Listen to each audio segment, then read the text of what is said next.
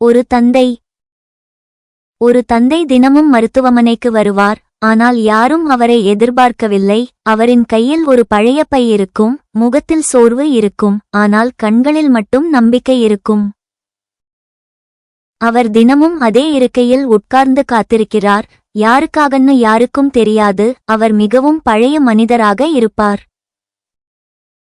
ஒருநாள் நர்ஸ் கேட்டாள், தாத்தா, யாரை பார்க்க வருகிறீர்கள்? அவர் சிரித்தார். அவரின் முகத்தில் ஒரு சிறிய புன்னகை இருந்தது. என் மகன் இங்க டாக்டர். அவன் ரொம்ப பிஸி. என்ன பார்க்க நேரம் கிடையாது. அவர் மிகவும் கவலையுடன் இருந்தார்.